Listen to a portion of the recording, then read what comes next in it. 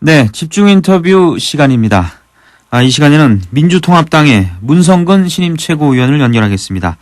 100만 밀란 운동을 주도한 지 17개월여 만에 제1야당의 2인자 자리에 오르면서 정치권에 화려하게 또 입문을 했습니다. 문성근 최고위원님 안녕하십니까? 네, 안녕하세요. 반갑습니다. 예, 반갑습니다. 오늘 부친이신 고 무익한 목사의 18주기이지 않습니까? 네네. 예, 문 목사께서 만약에 생존해 계시다면은 이 정치권의 입문과 최고위원 선출에 대해서 어떤 말씀을 하셨을 것 같습니까? 열심히 하라고 그러셨겠죠. 특히 이제 문 목사 89년에 평양을 방문해서 합의했던 내용들이 사실은 2000년 6.15 선언에 이제 그대로 옮겨 앉았거든요. 예. 그 전부터 이 민주화와 통일은 같이 가는 일이다라고 생각하고 일을 하셨었던 거기 때문에 지금 그 말씀이 지금도 여전히 유효하구나.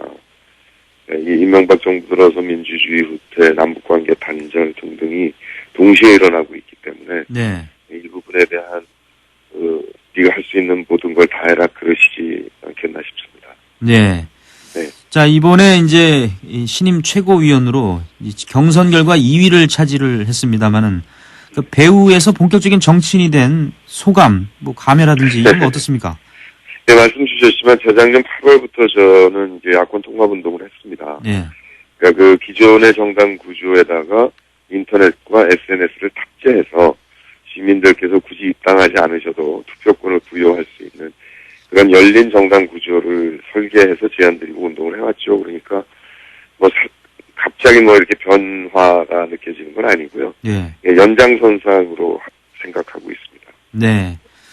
이번 그 전당대회 결과에 대해서 절묘한 조합이다. 또 시민 세력이 좀 부진한 게 아쉽다. 또 친노 세력의 부활이다. 이런 분석들이 있는데요. 어떻게 네. 보십니까? 정말 이하경 후보께서 당선 안 되신 건 정말 안타깝습니다. 경선과 연설에 다니면서 다른 후보들도 다 느끼셨는데, 예. 정말 훌륭한 분이시고요. 근데 지명도가 워낙에 없으신 상태에서 시작하셔서, 예. 좀 애석합니다. 그래서 어떻게든 당 안에서 중요한 일을 맡으실 수 있도록 서로 노력을 해야 되지 않나 싶은 생각이 있고요. 예. 하나는 이제 통합이 되면서 전국 정당이 명실공히 전국 정당이 만들어졌는데 예. 그동안 이제 노력해온 정치인들에 대한 평가들이 많이 있었던 것이 아닌가 하는 점이 있고요. 하나는 참여정부에 대한 재평가는 분명히 있구나. 네. 그런 정도를 생각합니다. 네. 오늘 신임 지도부가 이제 김해 봉화마을을 방문해서 노무현 전 대통령 묘역도 참배할 예정입니다. 그래서 이른바 이제 보수 언론 중심으로 현 지도부 구성에 대해서 노무현 대 이제 한나라당은 박근혜, 노무현 대 박근혜 구도가 됐다 이렇게 보는 것 같은데요. 글쎄 이렇게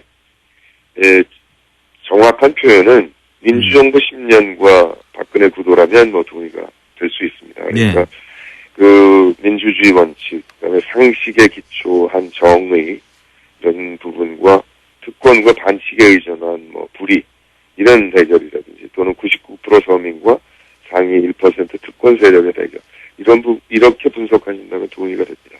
네네. 네. 자, 신임 최고위원으로서 좀 하고 싶은 일도 많으실 것 같은데요. 네. 꼭 이루겠다는 목표, 근데 공천권을 국민에게 돌려주는 방안 이런 것도 중요한 것 같습니다만 어떤 걸 꼽으시겠습니까? 네, 제일 중요한 건 이제 공천권 돌려드리는데 그걸 네. 제도로 뒷받침하는 겁니다. 그러니까 지도부나 각급 선거의 후보 선출 과정에서 핸드폰으로 등록하고 투표할 수 있는 시민 참여 경선 제도의 제도화죠. 예. 그러니까 어제 이제 한명숙 대표께서 박근혜 대표에게 제안을 드렸는데 네. 이 한나라당도 국민 개방 경선을 받아들인다고 얘기를 하셨어요. 예. 근데 이럴 때 문제가 뭐가 있냐면 하나는 역선택이 문제가 되고요. 네. 다른 정당 선거인단에 들어가서 약한 후보를 지원하는 방법. 네.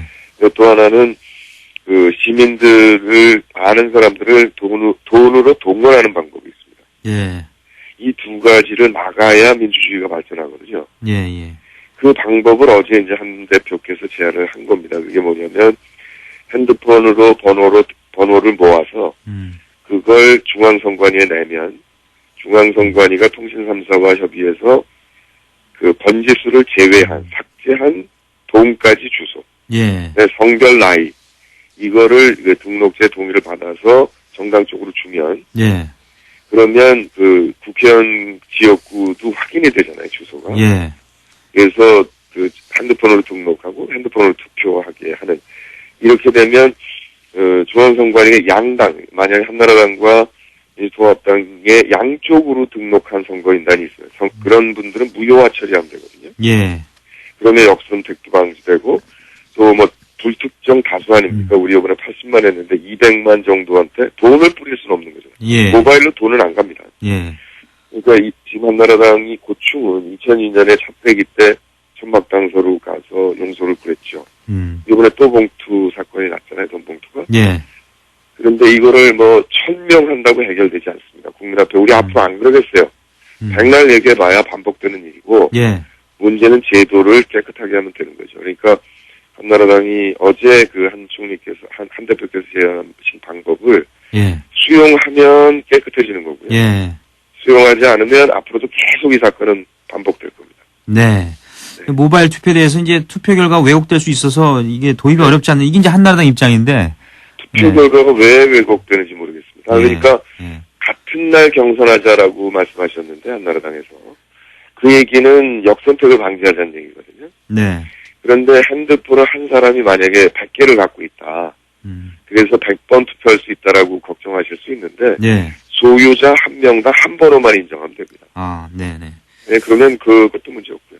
예. 네. 자, 그리고 이제 이 통합진보당과 이제 선거 연대 방안 이런 게 지금 이제 과제가 되고 있는데 통합진보당은 이제 정당 지지율에 따라서 공천권을 배분하자 이런 얘기를 지금 하고 있는데요. 네. 어떻게 풀어가야 한다고 보십니까? 그동안 1년 반 동안 꾸준히 이제 뭐 연합정당 또는 정당연합을 제안을 드렸습니다. 예.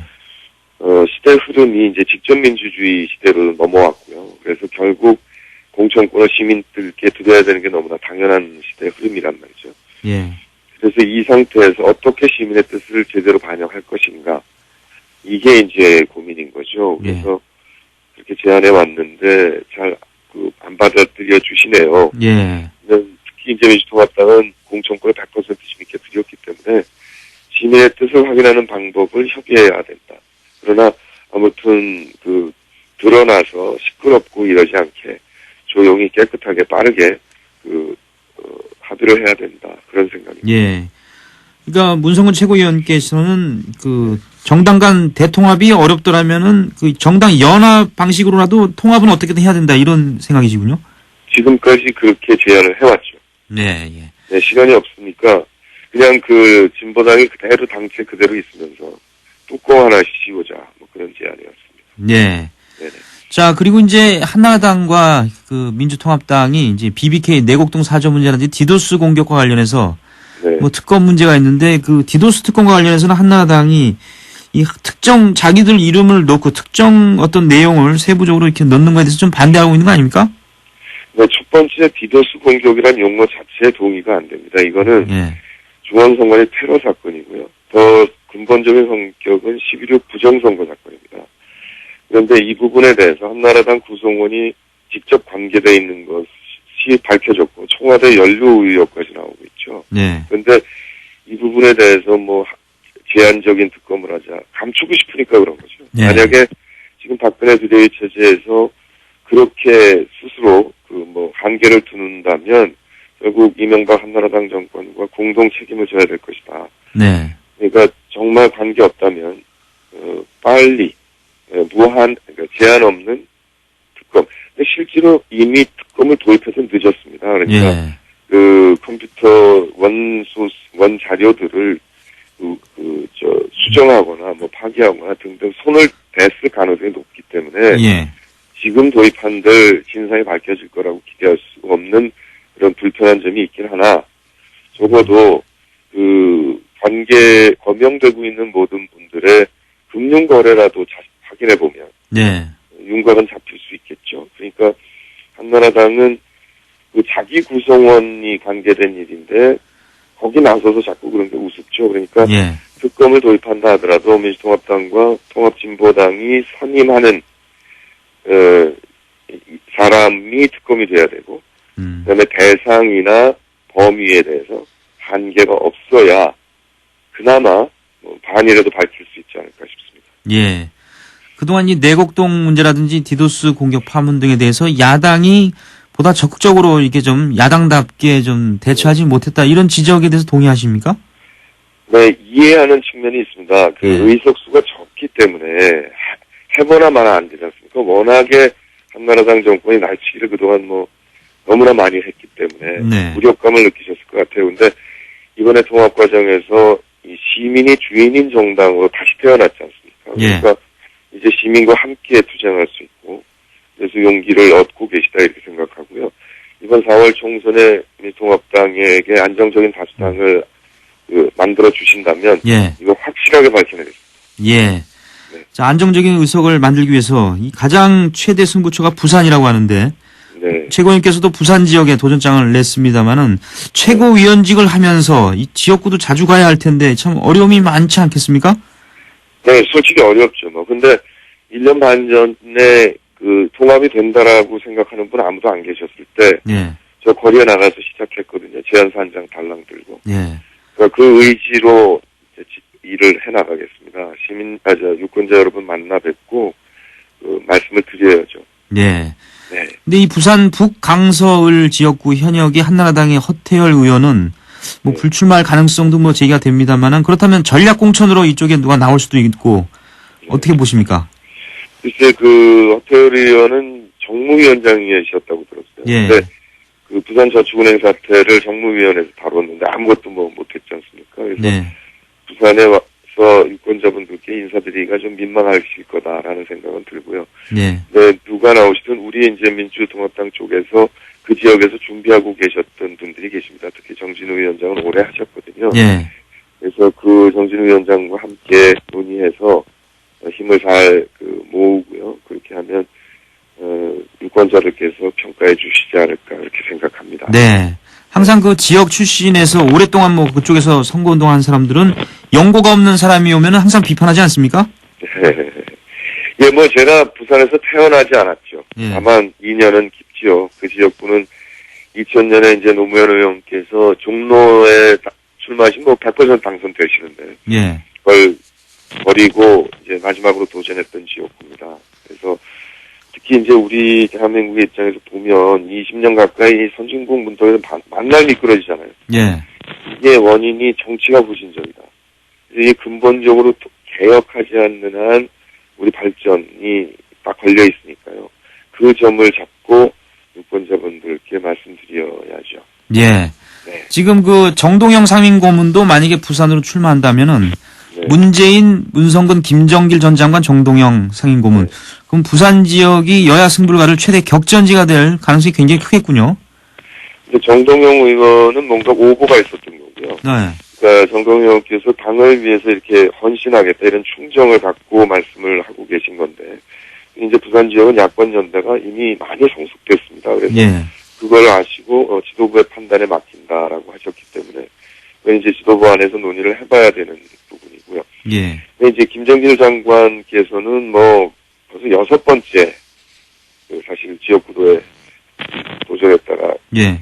낙선을 하신 경험이 있으시고 또 문재인 이사장은 사실 정치에 떨어져서 사셨지 않습니까? 예. 그런데 이 나라 형편이 너무 어처구니 없어지니까 나라도 한다라고 이제 나오신 거라서 예. 그 의지, 그 충정 이런 것들을 부산 시민들께서 받아주시는 것 같아요. 그래서 예. 마음이 움직이고 계시구나 이런 긍정적인 느낌을 많이 받습니다. 네. 네. 그 사람들이 그 문재인 이사장과 문성근 최고위원 의 관계에 네. 대해서 네. 그 어떤 서로 이제 이 대선 후보 쪽을 미는 관계다 뭐 이렇게 보는 시각 어떻게 보십니까? 아니 저는 대선 후보에 대해서는 지금 전혀 관심이 없습니다. 예. 그 총선에서 우리가 안정적 다수당을 얻을 수만 있다면 예. 그다음에 특히나 이게 시민 참여가 그 핸드폰 투표가 가능해져서 예. 활성화됐지 않습니까? 예. 그러면 대선 후보 2002년 대선 후보 때는 200만 명이 등록하셨습니다. 선거인단. 예. 이번에는 500만 명 이상 보이실 거거든요. 그러면 전국에 500만 명 이상이 그 전국을 예. 돌면서 축제 속에 경선을 하는데 예. 어느 분이 나오신들 만들겠습니다. 예. 그렇죠. 네, 저는 축제를 만드는 게 목표입니다. 알겠습니다. 오늘 말씀 네. 잘 들었습니다. 네, 고맙습니다. 네네. 민주통합당의 문성근 신임 최고위원이었습니다.